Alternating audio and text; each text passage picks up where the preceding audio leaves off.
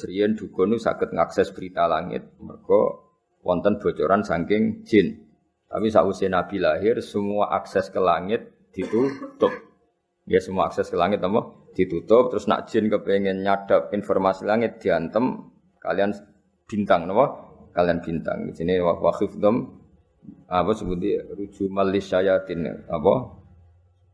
Bintang-bintang itu membalang apa? Setan. Ya, terutama sakwise lahir Kanjeng Nabi Muhammad sallallahu alaihi wasallam. Terus riyen tapi ana hikmahe mulane pangeran nak gawe yo kabeh ana hikmahe. Terus riyen niku jin niku kerjasama kalian dukun. Dukun niku wong paling kena dipercaya riyen. Eling-eling dukun itu dulu orang yang paling bisa dipercaya karena dekne entuk bocoran sangka jin sing iso ngakses napa langit. Riyen mane wong yo ora oleh gedeng dukun nemen-nemen wis ben yo ana sing dukun wae dadi. So nyai kangelan wis napa dukun. Mereka Allah gawe dukun niku dhisik ya ana hikmah. Umpama ora ana dukun niku ora ana bocoran ape ana nabi lahir ning napa? Akhir zaman. Ya kula terangno wis sithik. Terus riyen sedherenge Kanjeng Nabi lahir niku dukun-dukun niku orang yang paling bisa dipercaya.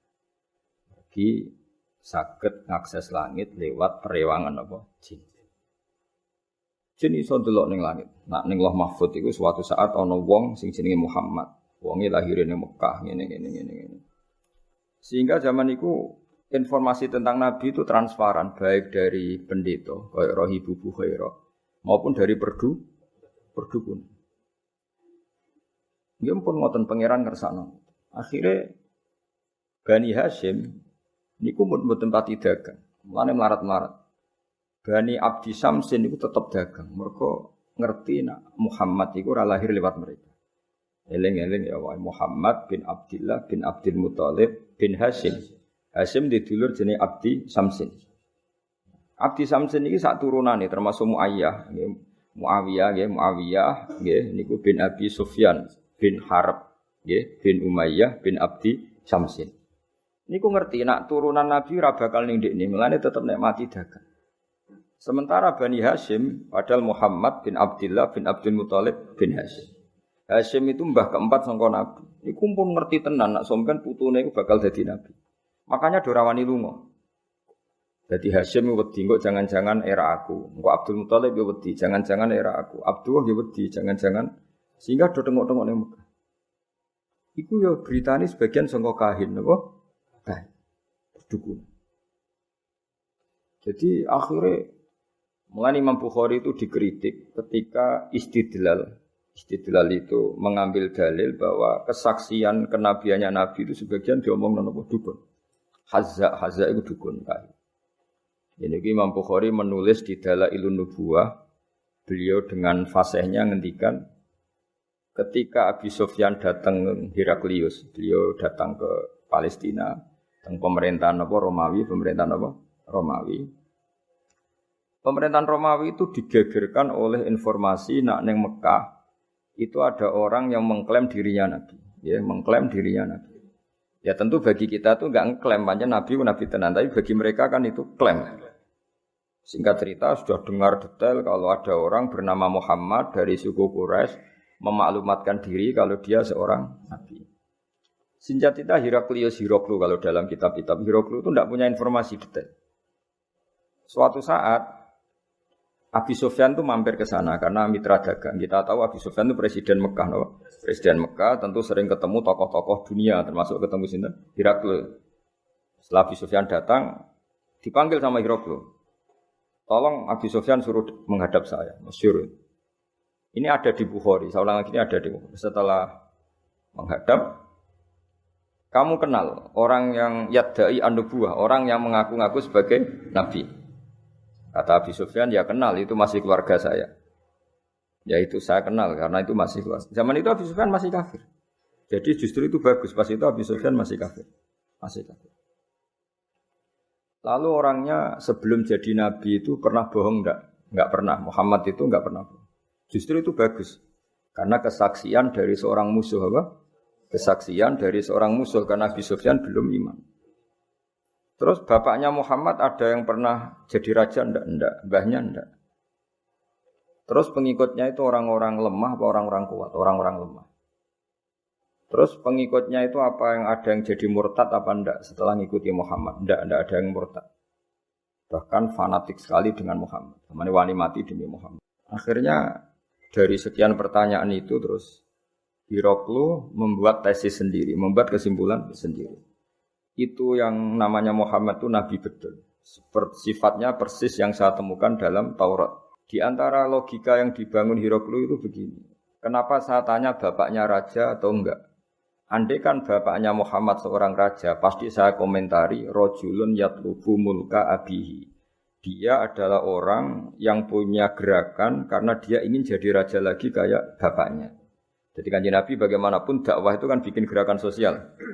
Ya, yang namanya dakwah itu dalam kacamata sosial kan tetap dianggap gerakan apa? Sosial. Dan itu kalau bapaknya raja berarti apa? Rojulun yatlubu mulka abihi. Dia bikin gerakan gitu supaya jadi raja lagi kayak bapaknya, kayak mbah-mbahnya. Ketika kamu bilang bapaknya tidak raja, berarti murni karena tugas dari Allah Subhanahu wa taala. Singkat cerita akhirnya Hiroklu manggil temannya dia yang ahli kahana Hazza. Kamu kesini. Ketika teman diskusinya yang sama-sama menguasai kitab langit, tanyanya lucu. Saya mimpi bahwa nanti yang menguasai Jaziratul Arab itu rojulun muhtatinun, orang yang berkhitan. Terus ada yang usul, yang berkhitan itu orang Yahudi. Terus kata Hiroklu, ndak itu masuk, itu pasti ndak Yahudi. Meskipun orang Yahudi berkhitan. Terus ketika ada cerita innal Arab yahtatinun, orang Arab itu berkhitan. Jadi orang Arab meskipun sebelum ada Islam itu sudah berkhitan karena masih punya sisa-sisa Ibrahim, milati Ibrahim. Akhirnya Hiroklu iman. Saat itu dia komentar, kalau saya ketemu Muhammad, latajassamtu ila. Dan saya kalau ketemu dia, wala ghasaltu qadamaihi, pasti menah dek wajahi sikile wae tak umbah. Niku jari sinten Hiroklu. Itu juga berdasar kahana. Sehingga Imam Bukhari itu dikritik ketika bagaimana mungkin beliau menceritakan dalailun nubuwah kemudian menyitir omongane ahlul kahana. Nah tentu terus Imam Bukhari dibela sekian ulama, termasuk pembelaan semua ulama adalah zaman itu kahana masih orisinil dan orang memang mencari-cari Muhammad juga berdasar kahana. Jadi kamane nubuwatu Muhammad iku arafahal fasik wal fajir was soleh wat toleh, bahwa kenabian Muhammad adalah pendeta yang ngerti kaya Ibu Bukhairah, paham ya? Wong Yahudi yang ngerti, dukun nggih ngerti. Saking populernya berita itu di langit, dan langit zaman itu bisa diakses jin. Jin terus menginformasikan kepada kahana. Tapi terus sistem ini hilang setelah lahirnya Kanjeng Nabi Muhammad sallallahu alaihi wasallam. Tapi ya ana hikmah ya tadi, andaikan enggak ada kahana yang jadi muqaddimah diutusi Nabi, orang enggak cukup punya informasi tentang Nabi. Ya terus ribet toh, misalnya Nabi maklumatkan aku Nabi. Nabi ku apa? Sing entuk perintah ke Jibril. Jibril ku sapa? Kan panjang. Beda nek ana Yahudi Yahudi kenal Jibril, kenal Mikail, paham ya? Roh Ibu Bukhairah ya kenal Nabi akhir zaman. Sehingga wong kabeh diskusi tentang Nabi akhir zaman. Jadi cara saiki wis diseminarno, wis dadi trending topik. Sudah orang sudah bicarakan itu semua. Paham ya? Terus kabeh sing digawe pangeran ana hikmah. Mane kahana zaman iku ana gunane, termasuk bocoran langit nak ape ana nabi akhir zaman iku berdasar napa kahana. Mane Imam Bukhari ngebabkan dalailun nubuwah niku termasuk komentare ahlul kahana. Paham ya? Tapi kahana sebelum itu, sebelum ada napa pemutusan hubungan apa langit. Ya dadi eling-eling ya terus mulane ngaji wudu khatam, kaya wong-wong Islam garis keras. Wah, dukun enggak bisa diterima. Umpama ora ana dukun, niku ora ana nubuwah. Saiki misale ya Fir'aun. Kenal sama Fir'aun. Nah, Fir'aun niku nganti ngerti nek ana nabi Bani Israil ngomongane sapa cerita. Dukun.